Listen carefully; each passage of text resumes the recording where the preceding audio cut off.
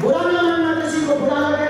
हम इतना कह सकते हैं कि वर्तमान में जितनी भी विचित्र स्थितियां महाकुंभ में प्रकट हो रही, इसके पीछे बहुत बड़े बड़े षड्यंत्र हैं। अगर बहुत बारीकी से जांच की जाए और हम तैयार हैं, अगर कोई हमसे पूछेगा कि तुम तो बकबोर्ड के चक्कर में जीते जी भी जमने हथियाते हो, मरने के बाद भी 6 फुट ले जाते हो। याद रखो, भारत वालों, साउथ और स्यू पर राजनीति नहीं की जाती। साउथ और स्यू राजनीति का विषय। आज संगम के किनारे पर दूसरा महासंगम लगा हुआ है। हम सबको बड़ी प्रसन्नता है कि हम संतों के दर्शन कर रहे हैं, पर यह आयोजन एक ऐसी स्थिति हुई महाकुंभ में निर्मित, बहुत दुखद हुई, हृदय विदारक हुई, लेकिन हमारे संत इतने उदार हैं। परम पूज्य श्री परमात्मा कीर्तन वाले मुनि जी महाराज जी ने और हम सब संतों में बैठकर प्रातः काल निर्णय लिया कि जिन्होंने भी इस महाप्रयाग में अपने शरीर को छोड़ा है, उनकी आत्म शांति के लिए एक श्रद्धांजलि सभा का आयोजन किया जाए। उसमें सभी महापुरुष, हमारे दोनों काका गुरु पधारे हैं। ये हमारा सौभाग्य है कि हम अपने जीवन काल में पूज्यपाद गुरुदेव भगवान की कृपा से जीवन को तो जी ही रहे, और हमारे ऊपर ऐसे ऐसे महापुरुषों की छत्र छाया है कि हम न डिग सकते हैं, न डूब सकते हैं, न टूट सकते हैं, न मिट सकते हैं। ऐसे काका गुरु परम पूज्य जिनके अभी कुछ देर पहले आप सुन ही रहे थे, उन महापुरुष को, इनकी अद्भुत वाणी शास्त्रोक्त भी, वेदोक्त भी और लोकोक्त भी, और क्या गजब का तर्क दिया कि तुम तो बकबोर्ड के चक्कर में जीते जी भी जमने हथियाते हो, मरने के बाद भी 6 फुट ले जाते हो। ऐसे हमारे काका गुरु जी ने, पहले तो हमें लग रहा था ये ऐसा लगता कुछ बोलना नहीं है, सीधे से प्रणाम कर लेना, चुप हो जाना, लेकिन पूज्य हमारे काका गुरु जी अनंत श्री भूषित महामंडलेश्वर आचार्य पूज्य श्री विश्वकानंद जी पूज्य महाराज जी का भी आगमन हुआ। महर्षि महेश योगी जी के परिकर, महर्षि महेश योगी जी के परिवार के और पूरी संस्था का कार्य निर्वहन कर रहे पूज्य आचार्य वर्ग भी हैं, उनको भी प्रणाम। और सभी अखाड़ों की परंपरा जो सदियों से चली आ रही है, और अद्भुत बात यह है कि हमारा सनातन धर्म इतना अद्भुत और इतना अद्वितीय है कि जिस 12 वर्ष के कुंभ के लिए, पूर्व कुंभ के स्नान के लिए महापुरुष जप करते, तप करते, योग करते, ध्यान करते हैं, उत्साह के साथ रहते हैं, खालसा लगाते हैं, कैंप लगाते हैं, आते हैं, धूनी रमाते हैं, भस्म रमाते हैं। कितना अद्भुत और अनूठा हमारा सनातन धर्म है। I am proud of you. पूछो किसको? जब वो हृदय विदारक घटना हुई तो हमारे आज अखाड़ा परिषद के अध्यक्ष जी ने तत्क्षण निर्णय लेकर के कहा, पहले देश स्नान करेगा, फिर साधु देश स्नान करेगा। एक साथ पूरे अखाड़ा परिषद को बैठा कर कहा, पहले देश को स्नान करने दो, पहले भक्तों को स्नान करने दो, बाद में संत भगवान स्नान करेंगे। ऐसे अखाड़ा परिषद के अध्यक्ष हमारे जीवन में बड़ा बदलाव, बहुत सी चीजें हमने परम पूज्य श्री अखाड़ा परिषद के अध्यक्ष परम पूज्य अनंत श्री भूषित रविपुरी जी महाराज जी से सीखी। और हम हमारे पूज्य महाराज जी ज्योतिष के बड़े पुलक हैं, और हमारे तो महाराज जी की खूब बनती है, क्योंकि हम ज्योतिष जानते नहीं, हम ठंडा है। लेकिन हमारे महाराज जी ने भी पहले ही कह दिया था कि ये 3, 4, 5 दिन प्रशासन को कहा था, बहुत विचित्र है, कुछ ना कुछ करना चाहिए और बहुत समझ करके रहना चाहिए, कोई अप्रिय घटना हो सकती है। और जब हमें पता लगा तो हमने भी एक वीडियो के माध्यम से भेजा कि कृपा करके इस स्थिति से बचा जाए। ऐसे परम पूज्य श्री अध्यक्ष अखाड़ा परिषद के अध्यक्ष भगवान भी विराजमान है, और राजस्थान वीरों की भूमि है और वीरों की भूमि है। वहां से हमारे बड़े भाई आए हैं, पुराना नाता है, पहले सांसद थे, संसद में बैठते थे, वहां गरजते थे, अब विधानसभा में बैठते हैं, वहां गरज रहे हैं। नाथ संप्रदाय की परंपरा का अद्भुत तरीके से पालन करने वाले हमारे ज्येष्ठ भ्राता, और शास्त्रों में कहा है ज्येष्ठ भ्राता पितृ समान। ऐसे हमारे बड़े भैया पूज्य श्री बालकनाथ जी महाराज जी विराजमान हैं। हमारी पीठ के जिस पीठ और परंपरा की छत्र छाया से हमें छोटी मोटी इज्जत मिल जाती है, ऐसे तुलसी पीठ के आचार्य हमारे, अब हमारे लिए तो गुरु तुल्य भी है, पर हमारे बड़े गुरु भाई भी हैं। आयु में छोटे हैं पर दीक्षा हमसे पहले रही। वैसे भी संन्यास में हमको गृहस्थी याद नहीं है।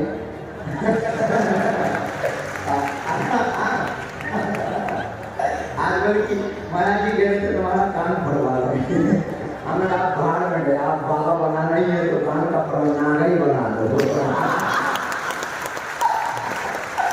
तो मजे की बात है, हम साधुओं की होती रहती। तो हमारे गुरु भाई आचार्य रामचंद्र दास भैया जी भी विराजमान है, और दूसरी राजस्थान की दूसरी रूपी पर कुछ आचार्य श्री अभयदास जी महाराज जी जो हमारे कभी पकड़े थे, हरिद्वार की भूमि से आए हैं। हरियाणा में भी बड़ा जलवा है, और हमारे बहुत ही प्रिय आत्मीय, देश तो क्या विदेशों में ज्यादा पहचाना जाता है, आचार्य पूज्य श्री राम जी महाराज जी विराजमान है। पूज्य माँ भगवती जी भी विराजमान है, और उनके बगल में हम आज पहली बार मेरे पर दूरभाष से तो 2-3 बार हमारी वार्ता हुई। आपको सबने सुना है, बाल्यकाल से ही आपने भगवत चर्चा का प्रचार प्रसार किया। अनूठी ठाकुर जी की कृपा है, देवी चित्रलेखा जी भी विराजमान है, और आपने बहुत एक सूक्ष्म गागर में सागर भर करके अपनी वाणी को रखा। सभी संतगण, सभी आचार्य, अब कहना क्या, जो हमें कहना था वो हमारे काका गुरु जी ने कह दिया है। और एक बात हम बोलेंगे, घटना दुखद है, इसमें कोई संदेह नहीं, पर एक प्रार्थना करें, याद रखो भारत वालों, साव और शिव पर राजनीति नहीं की जाती। साव और शिव राजनीति का विषय नहीं है। साव और शिव दोनों राजनीति का अड्डा नहीं है। घटना निश्चित रूप से दुखद हुई, लाखों लोग थे, करोड़ों लोग थे, स्वाभाविक रूप से ऐसी परिस्थिति बनती है। सरकार ने अपनी कोशिशें की, उन कोशिशों के आधार पर फिर भी श्रद्धा का यहाँ उबार है, सनातन का उबार है, और ये भारत वर्तमान समय में नया इतिहास सनातन का गढ़ रहा। कल तक जो भारत के हिंदुओं पर मजाक की दृष्टि से देखा जाता था, वही भारत उतना अनूठा और प्रबल हो रहा है कि सनातन को गौरव की दृष्टि से देखकर भारत का परिचय प्रारंभ हो रहा है, वो भी पूरे विश्व में। बुरा ना मानना किसी को बुरा लगे, हम इतना कह सकते हैं कि वर्तमान में जितनी भी विचित्र स्थितियां महाकुंभ में प्रकट हो रही, इसके पीछे बहुत बड़े बड़े षड्यंत्र हैं। अगर बहुत बारीकी से जांच की जाएगी तो सनातन को मिटाने की कोशिश करने वालों के नाम उसमें आते हैं, और हम तैयार हैं। अगर कोई हमसे पूछेगा तो हम ऑफिशियली इसे बोल सकते हैं, क्योंकि हमें अपनी परंपरा का निर्वाह करना और कुछ दिनों तक और जिंदा भी रहना। मरना सबको है, पर कुछ दिनों तक और जिंदा रहना है, ताकि उनकी ठंडी भाग दे जाए। पर बहुत निंदनीय है, निश्चित रूप से जो भी घट रहा है बहुत निंदनीय घट रहा है, पर भारत का महात्मा कितना उदार होता है, ये मौनी अमावस्या को हम सब ने देखा। सनातन कितना विराट होता है, ये हम सब ने महाकुंभ में आकर के देखा। कुछ लोग कह रहे थे ये बकबोट की जमीन, हमने कहा भाई साहब ये तुम्हारे अब्बा की नहीं, हमारे पप्पा की है। अच्छा एक सज्जन हमसे कह रहे थे आप हिंदू मुसलमान करते हो, मगर नो, हम तो केवल हिंदू करते हैं, हिंदू मुसलमान तो हम करते ही नहीं। और हमें क्या पड़ी है, हम अपने सनातन का परिचय ये बताना चाह रहे हैं कि हमारा सनातन कितना विराट है, कितना अद्भुत है, कितना भव्य है, कितना दिव्य है कि तुम अपनी माताओं बहनों को मस्जिदों में एंट्री नहीं दिलवा पाए। और हम सनातन से आते हैं कि हमारी माताएं बहनें मंच पर बैठ करके समानता के साथ बोलती है और भोग्या नहीं पूजा मान करके स्वागत करते हैं। और छोड़िए भारतीय माताओं बहनों का तो हम स्वागत करते ही हैं। स्टीव जॉब्स की पत्नी भी आती है तो कमला बना करके माला पहनाकर उसका स्वागत करते हैं। डुबकी लगवाते हैं उसको भी। तो निश्चित रूप से विचित्र हृदय विदारक घटना है, पर हमें अपनी श्रद्धा को डिगने नहीं देना है।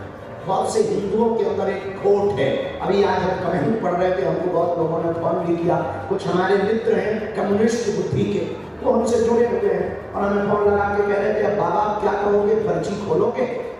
हमने कहा बिल्कुल खोलेंगे। वो हमारे मित्र हैं, बहुत अच्छे मित्र हैं। उन्होंने कहा कि इतने महात्मा, इतने साधु, इतने जपी, इतने तपी, फिर भी इस घटना पर आपका क्या विचार है? हमका देश में प्रतिदिन लोग मर रहे हैं और करोड़ों लोग मर रहे हैं, कुछ दवा के बिना मर रहे हैं और कुछ स्वास्थ्य की व्यवस्था के बिना मर रहे हैं, कुछ हार्ट अटैक से मर रहे हैं। निश्चित रूप से ये जो घटना हुई वो निंदनीय हुई है और बहुत विचित्र हुई है।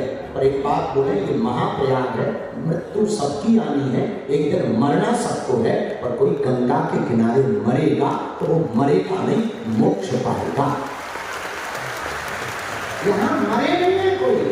हाँ ये है कि असमय चलेगा तो दुख है, पर जाना तो सबको है। ये बात तय है कि कोई 20 साल बाद जाएगा, कोई 30 साल बाद जाएगा, हमें भी जाना, तुम्हें भी जाना। वो असमय चलेगा कि इस बात का दुख है, लेकिन उनकी मृत्यु नहीं हुई है। सच कहें उनको मोक्ष मिला। आज समाज ने एक नया उदाहरण प्रस्तुत किया कि हम केवल कथा नहीं करते, हम केवल हिंदुओं पर चर्चा नहीं करते, हम केवल संतों की महिमा का वर्णन नहीं करते। जब अपने भक्तों के ऊपर विपदा आती है तो हम भगवान से प्रार्थना करने के लिए मंच सजाते हैं, संतों को बुलाते हैं और उनकी आत्मा की शांति के लिए संतों का आवाहन करते हैं। ये हमारे समाज ने किया है। तो निश्चित रूप से ये बहुत अद्भुत है। आप अपना ध्यान रखो, अपना ख्याल रखो, संगम में आप ना स्नान कर पाओ, जहां करो वहां स्नान को ही संगम मानो और संयम ही संगम है। संयम ही संगम है, तो संयम के साथ स्नान करो और इसलिए बहुत सावधानी से रहो। आप बचोगे, आपका तन बचेगा तो सनातन बचेगा, आपका तन बचेगा तो भारत वतन बचेगा। इसलिए आपका रहना उतना ही जरूरी है जितना भारत का रहना जरूरी है। इसलिए आपका रहना जरूरी है कि आपको पता लगा कि महाकुंभ लगा है तो आप घर छोड़कर आ गए, पोटली ले करके आ गए, भोजन आप बांध करके ले आए, पानी आप अपनी बोतल रख करके ले आए। निश्चित रूप से आपकी सुविधा। और हम तो देख रहे हैं, हम महाराज जी आज यही चर्चा कर रहे थे कि आप कल से बैठे हो, रात भर यही पड़े रहे और आज का इंतजार करते रहे। बहुत अनूठी सुविधा है, बहुत अद्भुत आपका धैर्य है, इसको खूब खूब प्रणाम। और यहाँ से जाइएगा, मुस्कुरा करके जाइएगा, यहाँ से जाइएगा बदल करके जाइएगा, यहाँ से जाइएगा तो हिंदू हिंदुत्व और हिंदू राष्ट्र की शपथ लेकर के जाइएगा।